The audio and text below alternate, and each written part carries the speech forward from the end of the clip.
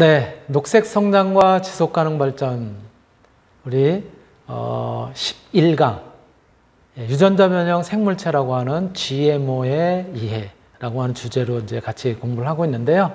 2교시 시작하도록 하겠습니다. 우리가 앞에 1교시 1차 시에는 도대체 유전자 변형 생물체라고 하는 것이 어떤 건지 정의에 대해서도 좀 살펴봤고요. 또 실질적으로 그렇게 유전자 변형을 통해서 얻어진 그러한 작물들, 이러한 것들을 갖다가 어떻게 재배를 하고 있는지 세계적으로, 뭐 그러한 문제. 또 우리나라의 경우에는 도대체 유전자 변형 생물체라고 얘기하는 즉 GMO 작물, 이런 것들을 갖다가 어느 정도 수입을 하고 있고 어떤 나라에서 수입을 하고 있는지, 그리고 그런 것들이 왜 요즘 문제가 되고 있고 그런지, 특히 또 부정적인 시각에서 어떤 동물 실험이라든가 이런 걸 통해서 부정적인 결과가 나온 이런 것들을 어떻게 바라봐야 될지에 대한 내용을 같이 한번 살펴봤어요. 그래서 조금은 부정적인 GMO에 대한 부정적인 유전자 변형 생물체 또는 작물, 식품에 대한 부정적인 얘기를 갖다 이제 살펴봤는데요. 한편으로 과학자라든가 또는 많은 부분에 있어서 GMO 그렇게 크게 문제가 되는 거 아니다. 왜 여태까지도 문제가 없었는데 뭐 그거를 마치 문제가 있는 것처럼, 또 연구라는 것들이 부정적인 면이 있는가 하면 또 긍정적인 부분도 있는 것이죠. 그래서 사실 노벨상을 받은 많은 수상자들이 GMO 식품 전혀 문제가 없다라고 하는 그런 의견을 내기도 했어요. 같이 한번 영상 보도록 하겠습니다. 네.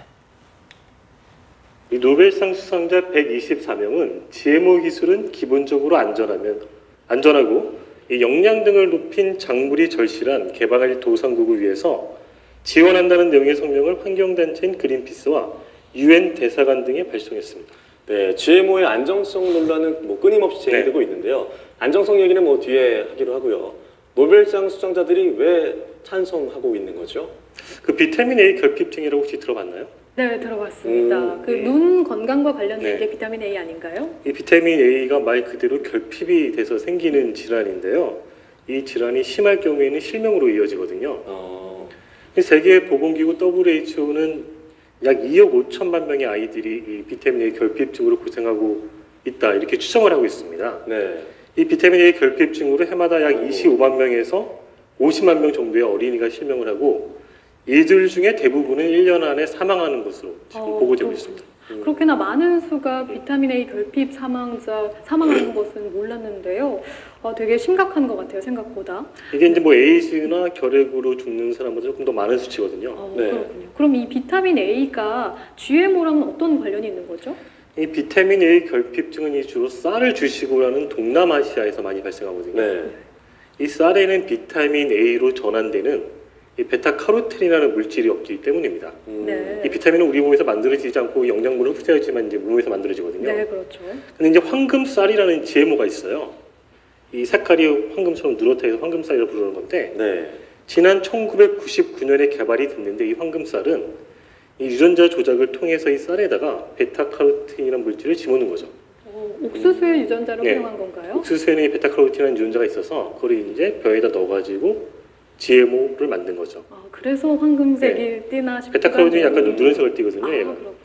그래서 이제 그린피스 등 환경단체는 이 황금쌀이 GMO라는 이유 때문에 안전하지 않다. 그래서 이제 황금쌀의 상용화에 반대하는 입장이거든요. 네. 근데 이제 아까 말씀드렸지만 비타민 A 결핍증으로 고생하는 아이들이 굉장히 많다고 그랬잖아요. 네. 그러니까 노벨상 수상자들은 이 GMO는 안전하니까 이 황금쌀 같은 거는 이런 개발도상국에 생산하도록 해줘야 된다. 그러니까 그린피스나 이런 환경단체와 그런 반대 운동을 하지 말아달라, 이런 내용의 서한을 보낸 거죠. 네, 그렇다면 과학자들이 GMO가 안전하다고 보는 그 이유는 뭘까요? 이 GMO가 상용화된 게 처음 나온 건 1994년이고 네. 실질적으로 상용화된 건 96년도거든요. 네. 그러니까 대략 한 30년이 지났잖아요, 지금. 20년인가요? 30년인가요? 하여튼 그 정도 지났잖아요, 시간이. 네. 근데 그 동안 GMO를 굉장히 많은 사람들이 먹었어요, 알게 모르게. 네, 꽤 오랜 시간이 지났네요. 인체 이상 사례가 단 한 건도 없다는 점을 주요 요인으로 꼽고 있고요. 네. 그다음에 지난해 미국 국립학술원이 이 GMO 안전성에 관련돼서 좀 중요한 보고서를 발표한 게 있어요. 네. 이 학술원은 현재 상용화된 이 GMO 식품은 일반 식품처럼 안전하다 이런 결론을 내렸어요. 이 보고서에서. 네, 바로 30년 가까이 GMO를 통해서 만들어진 그런 작물들, 식품들을 섭취했음에도 불구하고 인체에 어떤 문제가 있는 그런 사례들이 아직까지 발견되지 않았다. 그래도 30년 정도면은 이거는 안전하다는 그런 이제 증명이 아니냐라고 이렇게 이제 주장을 하고 있고요. 또 다른 측면에 찬성, GMO 전혀 해롭지 않다라고 하는 영상 하나 더 보실까요?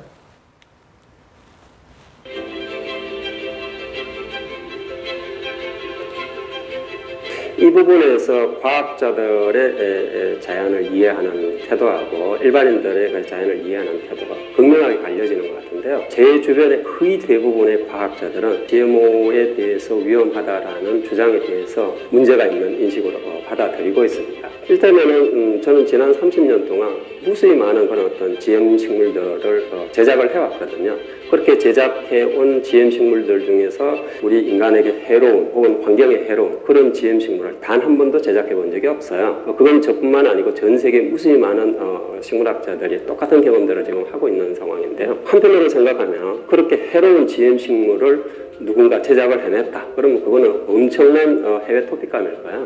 엄청난 성과라고 자부를 해도 될 거야. 그런 일은 절대로 일어나지 않습니다. 하물며 GM 작물로 우리가 먹고 있는 식품은 미국의 그 FDA라는 굉장히 까다로운 그런 어떤 심사 과정을 거쳐가서 승인이 되는 거거든요. 그런 GM 식물이 해롭다는 건 좀 말도 안 되는 억지 주장이고요. 제가 봤을 때 그 음식에 관한 두 가지 거짓말이 있어요. 하나는 GM이 해롭다는 거짓말, 또 다른 하나는 MSG가 해롭다는 거짓말. 그건 말짱한 거짓말이거든요.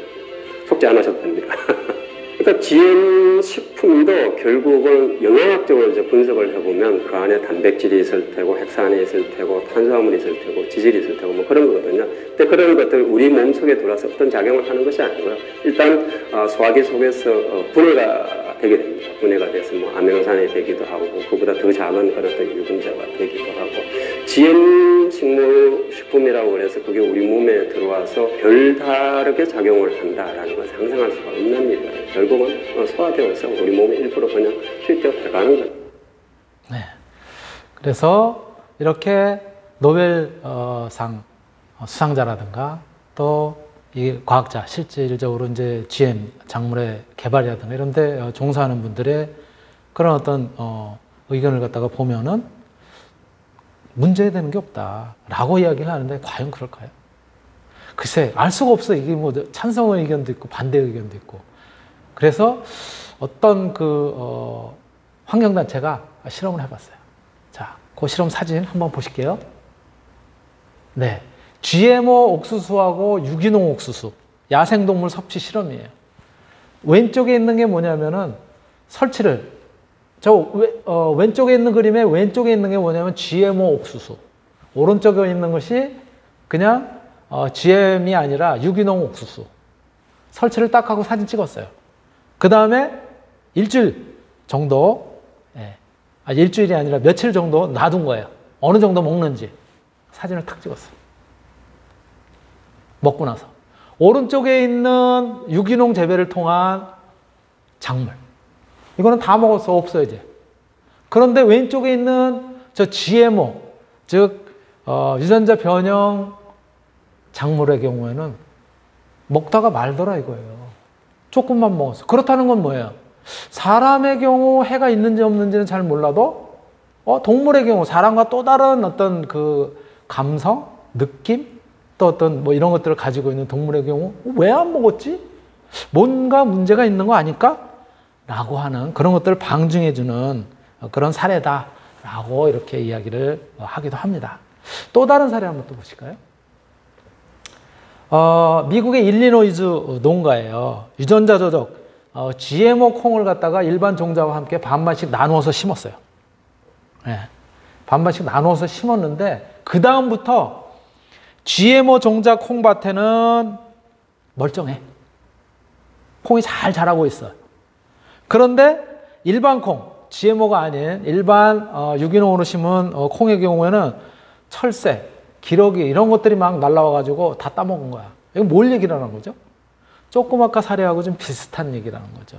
GMO는 뭔지 꺼림칙한지 얘네들이 안 먹더라 이거예요. 그 콩 작물은. 그런데 그렇지 않은 GMO 작물이 아닌 일반 콩의 경우는 막 뜯어먹어서 오히려 거기서 피해가 더 심하더라 이런 거죠. 그래서 수확량이 엄청나게 차이가 났다는 거예요.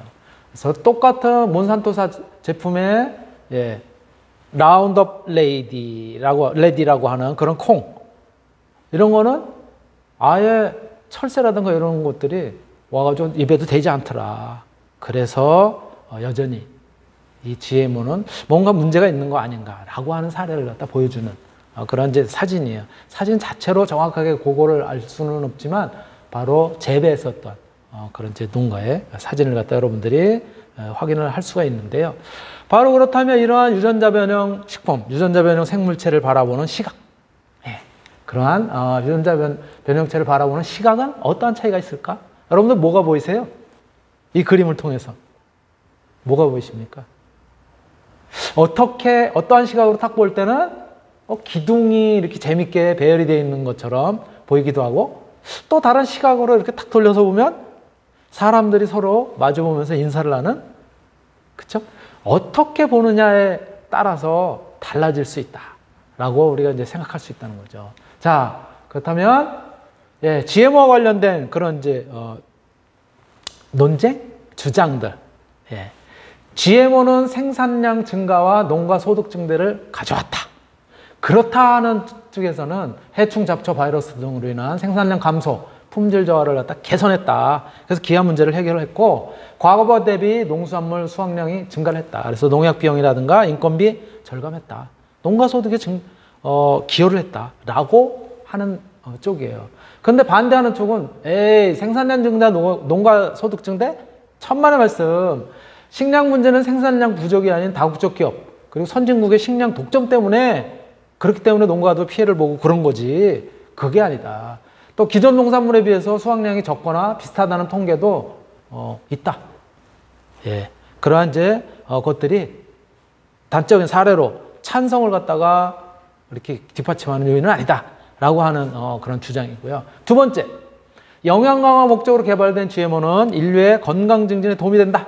찬성하는 측면은 비타민 A가 강화된 황금쌀 이거 GMO 이용으로 인류 건강 증진하는 데 도움이 될 것이다. 된다. 라고 주장하고 있는 거고요. 반대쪽은 GMO 개발 역사가 짧아서 장기간 섭취했을 때 그 당장은 모르지만 장기간 섭취했을 때 어떠한 그런 인체에 영향을 갖다 미칠지 모른다. 라고 하는 주장을 갖다 벌이고 있죠. 또 다른 측면입니다. GMO는 생물의 다양성 및 환경 보존에 도움이 된다. 라고 하는 측면에서 찬성은 농약 및 살충제 감소로 생물 다양성이 보존이 된다.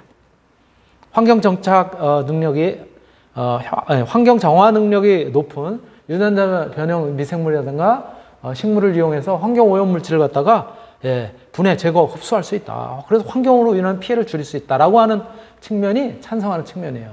반대하는 측면은 GMO 유전자가 옮겨감에 따라서 토종품이 감소가 되고 슈퍼 잡초 발생 이런 것들 또 생태기오란 이런 것들이 일어날 수 있다. 그리고 내성이 생겨서 더 많은 잡초, 해충이 나타날 수 있다. 그리고 더 강력한 화학물질 사용이 증가할 수 있는 그런 위험성이 있다. 라고 하는 거고요. 네 번째는 GMO는 고갈되어 가는 에너지를 대체할 수 있다. 라고 하는 측면에서 찬성하는 측면은 GMO로부터 에탄올이라든가 메탄가스 또 바이오 연료를 갖다가 이용을 하면은 석유 에너지를 갖다 대체를 할 수 있다. 라고 하는 주장이고요. 반대하는 측면은 바이오 연료를 위해서 많은 양의 GMO 또 소비 이런 것들이 곡물 가격을 갖다 상승시킬 수 있고 또 식량 위기를 초래할 수 있다. 라고 하는 서로 다른 시각을 끊임없이 평행선으로 주장을 하고 있습니다. 판단은 우리의 몫이죠. 여러분들과 저의 몫입니다. 자, 그리고 또 다른 GMO 논란 한번 볼까요? 사례 1번입니다. GMO, 해충장성 옥수수를 갖다 2년간 실험용 쥐에게 먹였더니 수명이 단축되고 암 발생 증가됐다. 라고 그렇게 이제 주장을 했어요. 2012년에 프랑스에서 그런 결과를 갖다가 발표를 했단 말이에요. 언론에. 그랬는데 사실이 아니다라는 거예요. 2012년 9월에 발표가 나왔었는데 11월에 유럽 식품안전청이 조사를 했더니 국제적 연구 기준에 맞지 않는 그런 연구 결과였다. 그리고 그런 이유로 연구 결과가 과학적이 아니다. 라고 하는 그런 유럽 식품안전청의 결과가 있었다는 거예요. 두 번째 사례. GM 옥수수를 먹은 제왕나비가 죽었다. 미국 코넬대에서 99년도 5월에 이렇게 학술 발표를 통해서 이야기를 했어요. 그랬더니 결과적으로 사실이 아니라는 거예요. 미국 환경보호청이 2001년 9월에 GM 옥수수가 제왕나비에 미칠 수 있는 영향을 확인할 결과 위해성이 나타나지 않았다. 미국 환경청에서 직접 조사한 거예요. 이러한 사례들이 사실은 사람들의 판단을 갖다가 해치는 또 혼돈을 주는 그런 결과였다라고 하는 것이죠. 그리고 또 다른 사례로 GM 면화를 먹은 가축, 특히 양이라든가 염소 이런 것들이 죽었다고 2007년에 인도에서 발표를 했거든요. 그랬더니 GM 면화와 관련이 없는 것으로 조사 결과 판정이 됐다고 합니다. 같은 해, 그 다음 달에. 또 이러한 이야기도 있었어요. MIT에서 논문을 2013년 4월에 발표를 했는데 GMO 섭취 시에 암, 뇌종양, 자폐증, 불임, 백혈병 질병 발생률이 증가했다. 라고 하는 이러한 논문을 발표를 했는데 실제 조사를 했더니 사실이 아니라는 거예요. 미국 과학한림원이 과거 20년 동안 모든 연구 과제를 갖다 포함해서 그래서 조사를 했더니 GMO가 일반 식품과 같이 거의 문제가 없다. 안전하다. 라고 하는 것이 2016년 5월에 조사 결과 보고로 발표를 했습니다. 그러니까 이런 논란이 있을 뿐이지 사실은 정확하게 GMO가 나쁜 거다. 라고 하는 그런 사례들이 크게 나타나지 않았다는 것이 이런 사실로 밝혀지게 되고 있는 거죠. 자, 그렇다면 우리는 그럼 안심하고 그럼 GMO 식품 또는 GMO 작물을 통해서 얻어진 그런 제품들 먹어도 될까요? 자, 먹기에 앞서서 우리나라 얼마나 소비자들이 까다로워요. 우리 먹고 안 먹고는 우리의 결정이다. 내가 먹고 안 먹고는 이제 각자 국민이 알아서 할 내용이고 다만 거기에 대한 정보를 갖다 충분히 알려달라. 식품의 표시를 갖다 할 때 요거는 GMO가 어느 정도 포함이 되어 있습니다. 또는 어떠한 원료의 경우는 GMO를 통한 그런 원료가 사용되었습니다. 이런 걸 분명하게 알려달라라고 하는 그런 의견을 갖고 소비자단체를 중심으로 해서 이제 청원을 하게 됐어요. 청와대 청원을 하게 됩니다. 그 영상 같이 한번 보실게요. 유전자 변형식품 완전 표시제 시행을 촉구하는 청와대 국민청원 참여자 수가 20만 명을 돌파하면서 정부가 공식 입장을 발표하게 됐습니다. 이 GMO 완전 표시제 시행은 지난 대선 당시 문 대통령의 공약이기도 했습니다. 이번 청원은 청와대가 공식적으로 답해야 할 25번째 국민청원이 됐는데요. 이 발표 시점은 지방선거 이후인 2달 정도 후에 발표할 것으로 전망되고 있습니다. 지난 12일 확인 결과 GMO 완전 표시제를 요구하는 청와대 국민청원 게시판에 총 21만 6,886명이 참여한 것으로 결과가 발표됐습니다. GMO는 완전 표시제를 시민단체에서는 주장하고 있는 건데요. 이 완전 표시제는 식품 제품에 대해 원재료를 기준으로 GMO 포함 여부를 표시하는 제도입니다. 현재 우리나라는 원재료에 GMO가 들어갔는지 상관없이 완제품 단계에서 GMO 유전자가 남아있는지만 표시하고 있는데요. GMO 원재료를 써도 제조 과정에서 GMO 유전자가 없게 되면, 즉 파괴된다면 GMO를 표시하지 않도록 하고 있습니다. 이번 GMO 표시제 강화를 촉구하는 청원은 경제정의실천시민연합, 그리고 소비자 시민모임, 환경운동연합 등 총 57개 소비자 농민 환경단체들이 모인 시민청원단이 지난 12일 청와대 국민청원 게시판에 청원을 올리면서 시작됐습니다.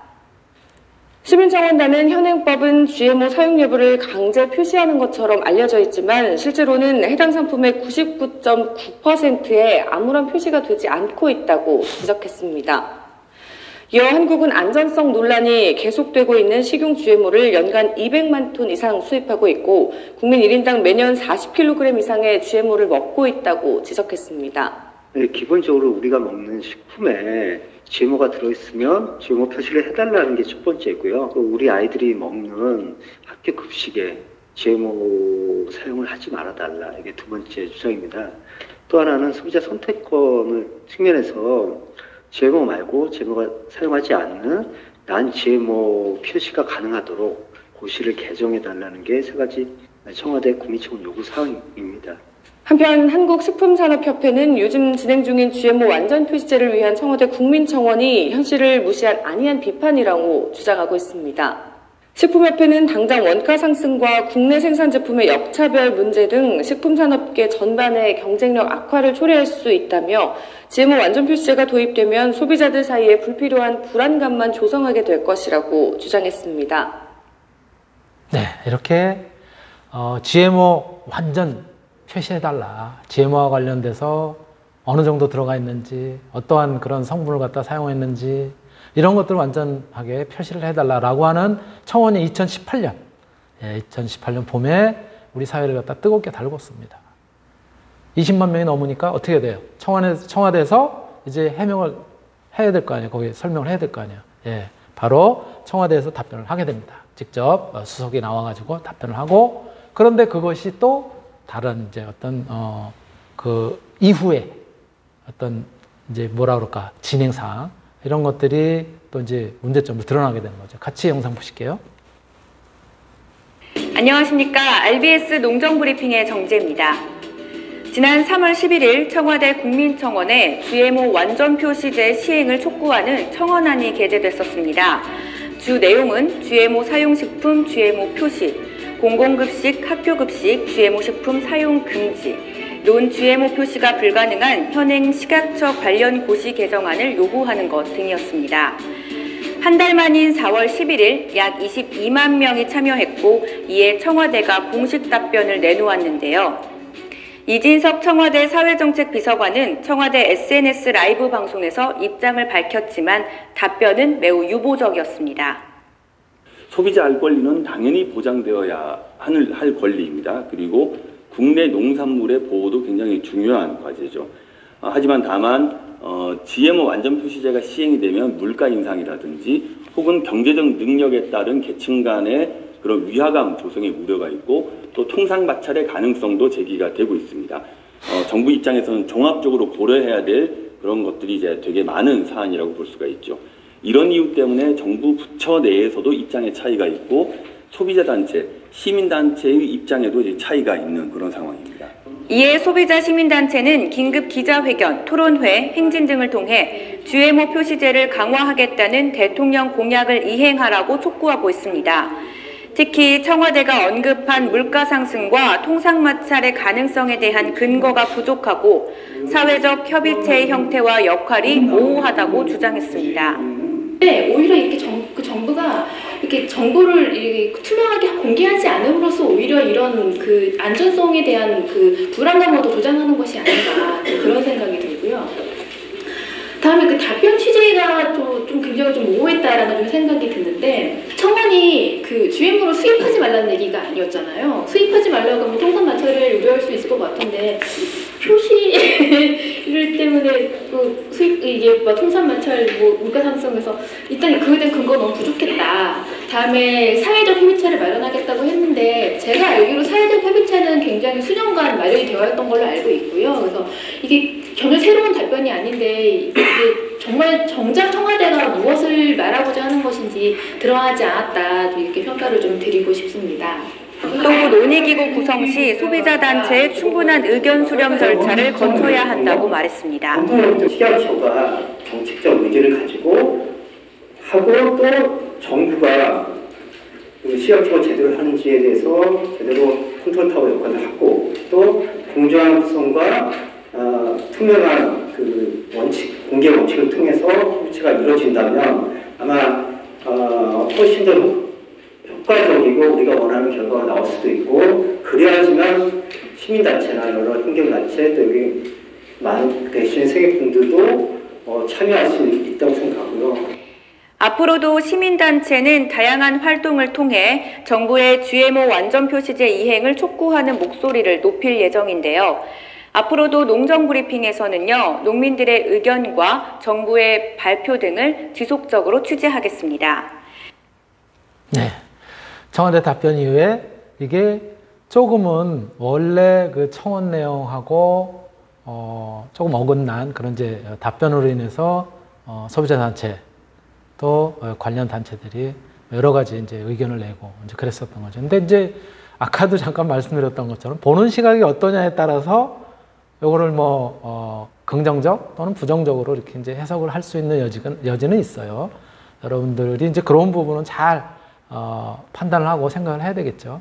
뭐 하나만 예를 들자면 통상마찰 당연히 수입을 하자 말자 이거의 주장이 아니었기 때문에 그런 그 표현을 하는 것 자체가 조금 이상하게 보일 수는 있지만 사실은 예를 들어서 상대편에서 문제를 갖다 걸 때는 너네들이 자꾸 뭐 소비자 운동인님 이런 쪽으로 자꾸 주장을 해가지고 얘기를 하고 그러다 보니까는 결국은 수입이 줄어들게 되고 이게 통상 마찰로 이어지는 거 아니냐라고 하는 그런 부분까지 고려를 한 대답은 아니었을까라고 하는 생각이 또 한편 들기도 해요. 예.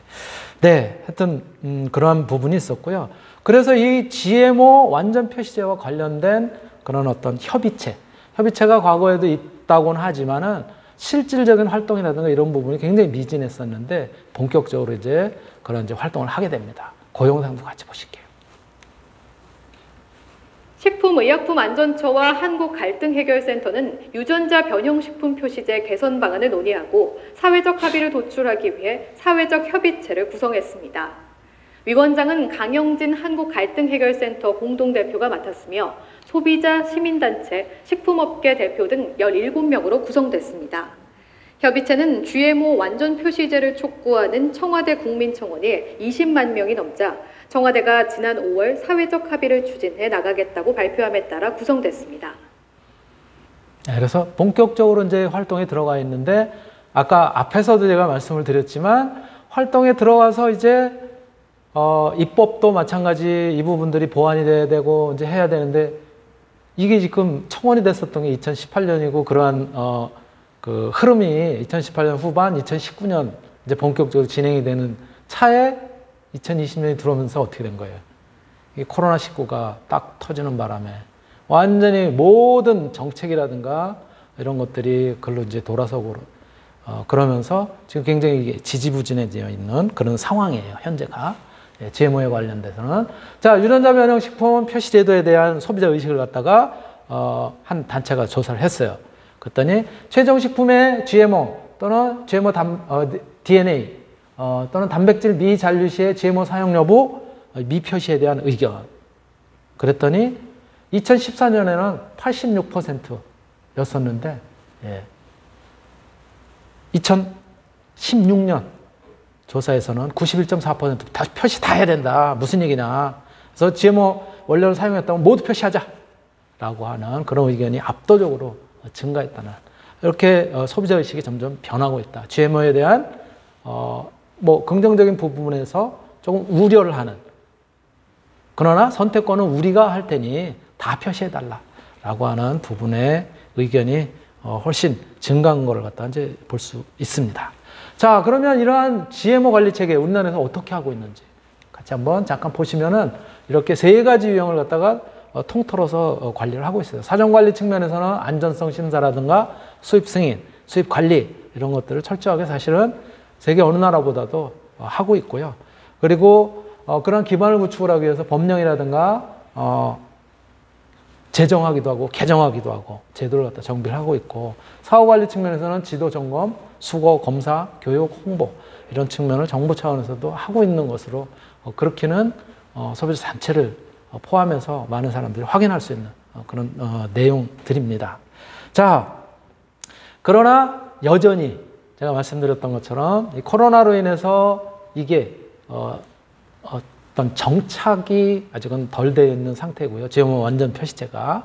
이러한 부분들을 우리가 어떻게 이제 헤쳐나가야 되느냐.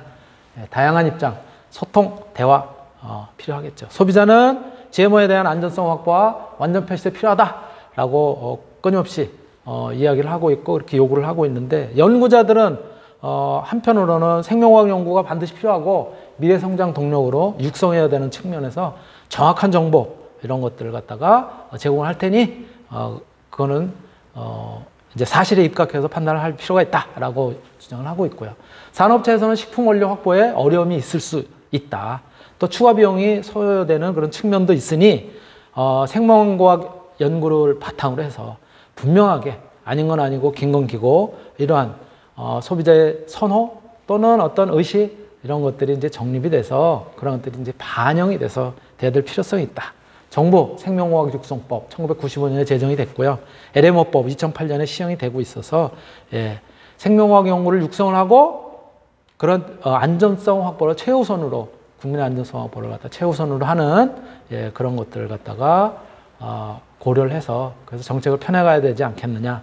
즉 다양한 입장 이런 것들에 대한 소통과 대화 그리고 협의, 합의 이런 것들이 필요할 것이다. 그래서 국가와 국민의 실익을 위한 사회적 대화와 합의가 진짜 절실하게 필요하다라고 하는 그런 것들 우리가 이제 인식할 수가 있었습니다. 오늘은 여러분들하고 같이 유전자 변형 생물체, 소위 이야기하는 GMO에 관한 그런 내용을 갖다 같이 한번 살펴봤습니다.